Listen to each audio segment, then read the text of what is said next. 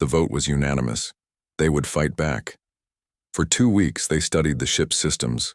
Lee was amazed at how quickly everyone learned. Farmers figured out food production systems. A high school science teacher helped decode the power core. Children mapped the ventilation systems that adults couldn't fit into. Meanwhile, Kim trained fighters. He taught them to use the ship's weapons and created tactics no alien had seen before. They expect direct attacks, he explained. We'll use Earth strategies, guerrilla warfare, hit and run. Their first target was a small collector fuel depot. The aliens never expected an attack from their own scout ships. The humans struck fast, took what they needed, and vanished before reinforcements arrived. Word spread quickly through collector space. The escaped specimens had not only survived, they were fighting back. The Confederation Council called Han to explain. How did primitive beings defeat your security? Demanded Council Leader Song. Han's voice trembled. They work differently than other species. They solve problems in ways we don't expect. They sacrifice for each other. They're just humans, Song said dismissively. That's what we thought, Han replied. We were wrong. The humans struck 3 more collector facilities. Each time they freed captive species and destroyed research data. Other oppressed beings began to whisper about the humans. Some began their own rebellions. After their 4th raid, the humans detected a massive collector battle fleet assembling to hunt them down. They were outnumbered and outgunned. We can't win a direct fight, Kim said during their strategy meeting. Dr. Lee smiled for the first time in weeks. We don't need to. I've been studying their communication systems. They broadcast on standard frequencies to coordinate their fleet. Can we jam it? Kim asked. Better, Lee said. I can send false orders. Make them fight each other. The day of battle came. The collector fleet approached, weapons ready. The humans seemed trapped between the fleet and a large gas giant planet. Now, Lee said, activating her program.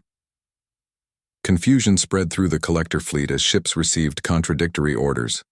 Some fired on each other, others changed course suddenly, causing collisions. In the chaos, Kim led their ships in a daring attack on the fleet commander's vessel. They boarded using tactics no alien had prepared for, moving through external maintenance hatches, using the ship's own ventilation system against it. Kim led the boarding party directly to the bridge. When the commander saw humans entering, beings he considered primitive test subjects, his 4 eyes widened in disbelief. Impossible, he whispered in his language. That's what you keep saying about us, Kim replied, having learned the basics of their speech. You should stop underestimating humans. As the humans took control of the command ship, the collector fleet fell into disarray. The greatest military force in the sector had been defeated by creatures they had viewed as simple test subjects only weeks before. The galaxy would never be the same. The Galactic Confederation gathered for an emergency meeting. Representatives from 1,000 worlds filled the grand chamber. Their voices echoed off crystal walls as they argued about the human problem. Council Leader Song called for order, striking her staff against the floor 3 times. The room fell silent. The situation is grave, she announced. These humans have destroyed 7 collector facilities. They have captured our command ship. They have broadcast our secrets across 40 systems. And now, other species rise against us. Images appeared in the air above. Burning space stations, freed captives, and most disturbing of all, the human ships now accompanied by vessels from other formerly subjugated species. We must destroy them immediately, declared a representative from the warrior Talon species. Before their rebellion spreads further, many voices shouted agreement. Fear filled the chamber. Fear of creatures who had gone from test subjects to conquerors in mere weeks. Our reports indicate the humans now understand our jump technology, another representative said. They could reach any system, even attack this very council. As if summoned by these words, alarms blared throughout the chamber. Guards rushed to secure the entrances. Multiple ships approaching, announced the security chief. They bear collector markings but don't respond to recognition. Signals. Song's face paled. The humans have found us. Outside the Confederation headquarters, 3 ships appeared. 2 were the original scout vessels, now modified with weapons taken from collector bases. The 3rd was the massive command ship captured during the fleet battle. Together, they easily broke through the headquarters' defensive grid. Inside the council chamber, panic spread as the security feeds showed armed figures moving through the corridors toward them. The main doors slid open. Guards raised weapons but did not fire. In walked Captain Kim, Dr. Lee, and 12 other humans, along with representatives from 3 formerly captive species. Kim wore armor taken from a collector commander. Lee carried a data tablet showing technical schematics. Both looked tired, but determined. "We apologize for arriving uninvited," Kim said in the Confederation language, "but your communication channels were closed to us." Song stood tall. "You have attacked Confederation facilities. You have stolen our technology. You have incited rebellion. Why should we not destroy you where you stand?" Lee stepped forward. "Because you need us more than you know." She activated her tablet. Above the council, new images appeared, star charts showing a vast, empty region at the galaxy's edge. 3 days ago, we detected something entering the galaxy from this direction. Something large. Something dangerous. The council members whispered among themselves. Song's eyes narrowed. "What is it?" she asked. "We don't know," Lee admitted. "But it destroyed a collector research station in seconds, and it's moving toward populated systems." Kim spoke next. "We could have come with our fleet. We could have demanded your surrender. Instead, we come offering an alliance." A Talon representative laughed. "Alliance? With primitive test subjects? With the species that defeated your best? Forces with nothing but determination and cooperation," Kim corrected. "With the species that learned your technology in weeks instead of centuries. With the species that right now stands between you and whatever is coming from beyond." Song studied the humans carefully. "And your terms for this alliance?" Lee handed her a data crystal. "Freedom for all captive species. Equal representation in the Confederation. No more experimentation without consent. And help getting our people home to Earth." The council chamber erupted in debate. Some demanded the humans' execution. Others saw the wisdom in their offer. Through it all, Kim and Lee stood calmly, waiting. Finally, Song raised her hand for silence. "I have lived 500 cycles," she said. "I have seen species rise and fall. But never have I seen any beings adapt as quickly as humans. Never have I seen any show such contradictions, such violence when threatened, yet such mercy and victory." She approached the humans and bowed slightly. "The Confederation accepts your terms. We will face this new threat together." As the alliance was formalized, an elder council member approached Dr. Lee. "We thought ourselves the most advanced beings in the galaxy," he said quietly.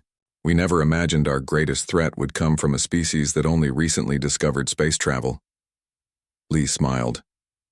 "You misunderstood what makes humans dangerous. It's not our weapons or technology. It's our ability to hope even in darkness, to cooperate despite our differences, to imagine better worlds and then build them." From that day forward, the galaxy changed. The incident that began with abduction ended with transformation. And across 1,000 worlds, beings looked to the stars with new understanding of the most terrifying and wonderful creatures in the galaxy, humans. Around that shook the ground. From the ship, beams of light shot down, touching people one by one. Where the light touched, people froze, then floated upward toward the massive craft. Dr. Lee watched in horror as her neighbors rose into the air. She tried to run but felt the light touch her back. Her body went numb. The ground fell away beneath her feet. Inside the ship, the humans found themselves in clear cells. The walls looked like glass but were stronger than steel. Beyond the cells moved tall beings with gray-blue skin and large black eyes. "They're aliens," whispered an old man next to Dr. Lee. "Real aliens." Captain Kim pounded on his cell wall. "Let us go," he shouted. But the aliens ignored him. Days passed. The aliens came regularly to examine the humans. They took blood, scanned bodies, and watched how the humans interacted. They seemed most interested in Dr. Lee's attempts to communicate and Captain Kim's strength tests against the cell walls. The alien in charge, called Han by his crew, spoke to his second, named OK. "These humans are fascinating," Han said, studying a screen showing brain scans. "Their neural patterns are unlike any species we've encountered. See how they form connections so quickly?" OK nodded. "The female called Lee has already begun to understand parts of our written language just by watching our screens, and the male Kim has developed 7 different strategies to test our containment cells." "The Confederation underestimated them," Han said. "These aren't simple primitives.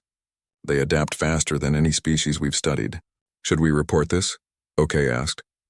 Han hesitated. "Not yet. Let's gather more data first. Prepare the deep neural scanning equipment.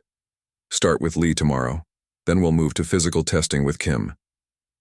Neither alien noticed the small panel in Lee's cell that had loosened after days of careful work. Nor did they see how Kim had been collecting and trading items with other humans through a small gap, where the cell floors didn't quite meet the walls. That night, Lee whispered to Kim through the air vent connecting their cells. "I've been watching their control screens," she said. "I think I understand some of their language now. They plan to cut into our brains tomorrow." Kim's face hardened. "Then we move tonight. Pass the message. Everyone be ready at what would be midnight Earth time." As the ship's lighting dimmed to simulate night, the humans prepared. What the aliens didn't understand was that humans, when facing death, don't simply accept their fate. And when threatened as a group, they work together in ways that would soon terrify the most advanced species in the galaxy. The humans waited silently in their cells. The ship's corridors were empty except for 2 alien guards. The collectors believed their prisoners were sleeping, but not a single human closed their eyes that night. Dr. Lee finished loosening the panel in her cell. 3 weeks of careful work, while pretending to sleep, had finally paid off. She gently pushed the panel aside and squeezed through the small opening into the narrow maintenance tunnel behind. The tunnel was barely big enough for her body. Pipes and wires lined the walls, glowing with faint blue light. Lee moved slowly, counting the turns as she had memorized from watching the aliens use their control screens. In his cell, Captain Kim had gathered simple weapons: a metal food tray sharpened against his cell floor, strips of bedding tied together to make a rope, small items traded from other cells. Kim checked his makeshift watch, a circle drawn on his cell wall marked with scratches to track time. "Almost midnight," he whispered to the old man in the next cell. "Pass it on." The message traveled from cell to cell. Every human prepared. Meanwhile, Dr. Lee reached the main control room. 2 aliens worked at glowing screens, their backs to the maintenance hatch. Lee watched them carefully. For weeks, she had studied their language and technology by peering at their screens during examinations. She couldn't understand everything, but she knew enough. Lee waited until 1 alien left. She slid out from the tunnel, moving silently across the floor. The remaining alien, OK, was focused on his screen, tapping symbols Lee now recognized as equations. Her heart pounded as she picked up a tool from a nearby table, something like a wrench but heavier. "I'm sorry," she whispered, before striking OK at the base of his skull. The alien collapsed without a sound. Lee moved quickly to the control panel. She found the cell controls and pressed a series of symbols. Throughout the ship, cell doors slid open with a soft hiss. Captain Kim was the first out. He moved silently down the corridor, taking down a surprised guard with a sharp blow. Other humans emerged, following the plan they had whispered through. Vents for weeks. Young people helped the elderly. Parents carried children. No one was left behind. "This way," Kim directed, leading them toward the ship's lower level where Lee had discovered the smaller scout ships were kept. In the control room, Lee downloaded the ship's navigation data to a portable device. She was about to leave when the door opened. Han entered, stopping in shock at the sight of his fallen colleague and the human standing at the controls. "You," Han said in his own language. Impossible. Lee backed away, holding the wrench defensively. We just want to go home. To her surprise, Han replied in broken human English. No home. We are far. Many star jumps from Earth. Lee's heart sank. They weren't even in Earth's solar system anymore. Han moved toward the alarm panel. Lee lunged forward with the wrench, but Han was faster, pressing the alarm before she could stop him. Red lights flashed and a wailing sound filled the ship. Lee ran from the control room, racing to meet the others. The ship's corridors flashed red as she ran. Behind her, she heard the sounds of aliens mobilizing. At the ship bay, Kim had already organized the humans. Some worked to open the massive doors, while others prepared 2 scout ships they had found. Lee, Kim called when he saw her. What happened? Alarm triggered. She gasped. They're coming. And Kim, we're not near Earth anymore. We've traveled far. Kim's face showed no fear, only determination. Then we'll have to find our way back, or make them take us. The first group of alien guards appeared at the far end of the bay. Kim and several others moved to hold them off while the rest continued preparing the ships. What followed shocked even the humans themselves. With nothing but improvised weapons and desperate courage, they fought like nothing the aliens had ever seen. Where the aliens expected surrender or chaos, they found coordination and sacrifice. When the bay doors finally opened, revealing the star-filled blackness of space, both scout ships were ready. Every human was aboard, even the injured. No one had been abandoned. As the ships launched, breaking away from the massive collector vessel, the aliens watched in disbelief. No species had ever escaped before. None had shown such determination, such willingness to risk everything, such unwavering unity. And as the scout ships disappeared into the darkness, the collectors began to understand just how terribly they had underestimated humanity. Aboard the stolen scout ships, the humans caught their breath. The main collector vessel grew smaller behind them. Dr. Lee studied the alien navigation system, while Captain Kim assessed their situation. 2 ships, 200 people, limited supplies, Kim said, and we're in unknown space. Dr. Lee's fingers moved across the glowing controls. I downloaded their navigation data.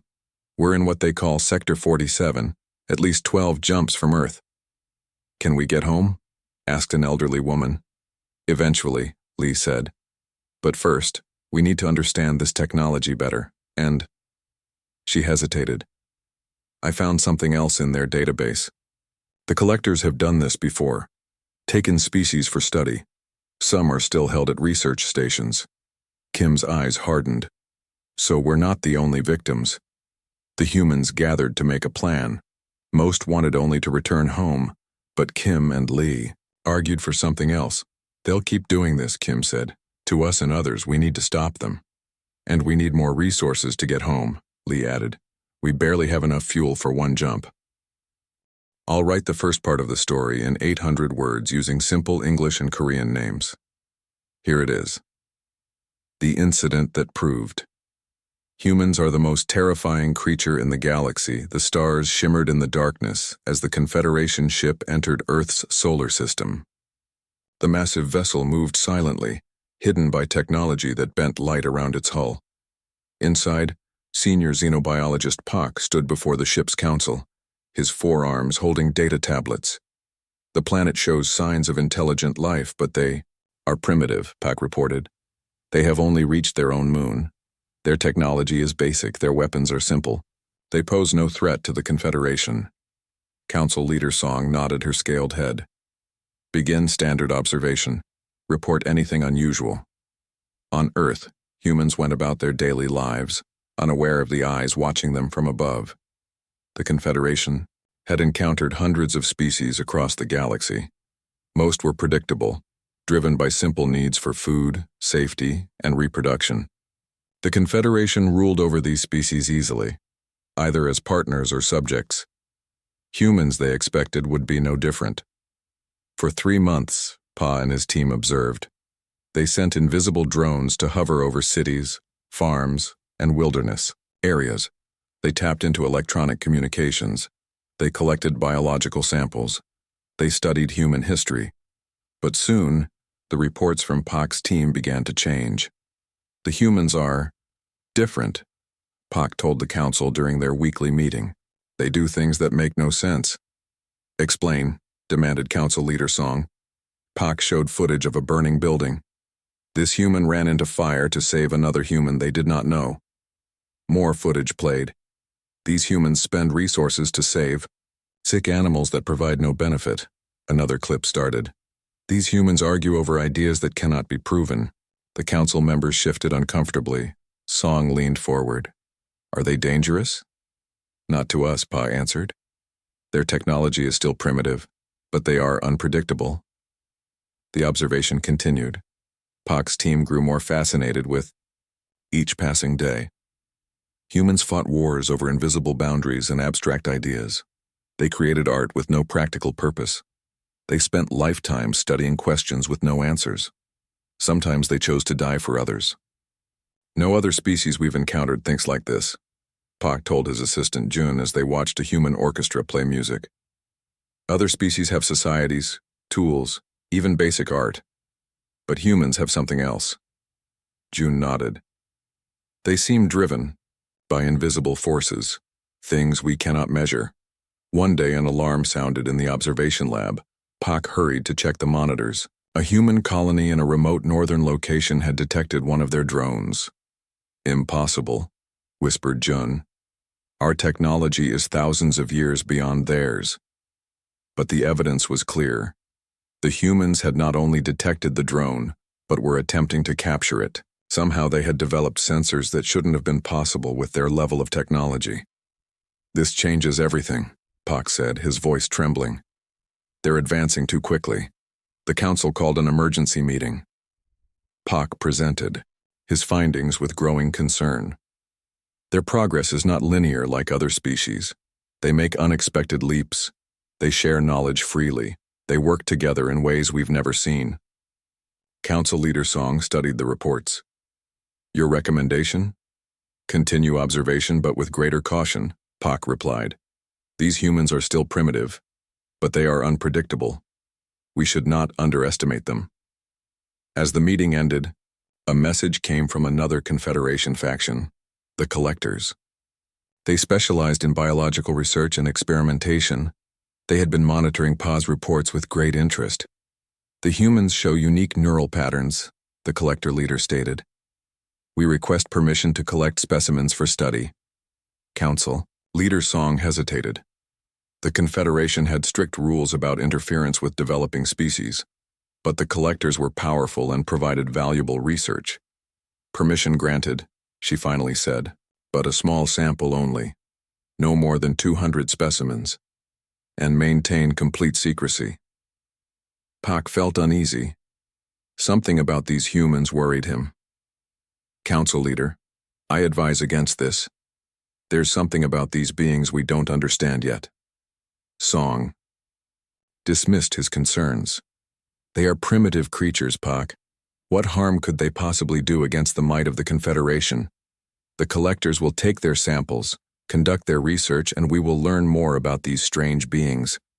Little did they know that this simple decision would trigger a chain of events that would shake the foundations of the galaxy and prove that humans were indeed the most terrifying creatures any advanced civilization had ever encountered. The morning sun sparkled on the snow as people of the Alaskan town started their day. It was a small place, just 200 people living in wooden homes surrounded by tall pine trees and mountains. Most knew each other by name. Dr. Lee worked late in her small lab at the edge of town. Papers covered with complex equations filled her desk. For years she had studied ways ships might travel faster than light. Most scientists said it was impossible, but Dr. Lee believed differently. Just one more calculation, she mumbled, pushing her glasses up. The clock showed 2 a.m., but she didn't feel tired. Across town, Captain Kim made his final patrol in the police truck. After 15 years in special forces, the quiet town job felt peaceful. He liked knowing everyone was safe before he went home.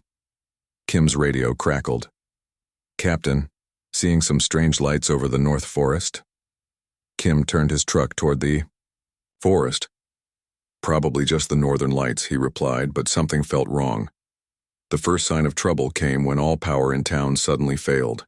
Phones, cars, even battery flashlights stopped working. Then came the light, bright blue-white, flooding down from above. Dr. Lee ran outside her lab and looked up. A massive, dark shape hung above the town, larger than any aircraft she had ever seen. "Impossible," she whispered. Captain Kim was driving when his truck died. He continued on foot, running toward the center of town where people gathered, pointing at the sky. "Everyone get inside!" Kim shouted, but his voice was drowned by a deep humming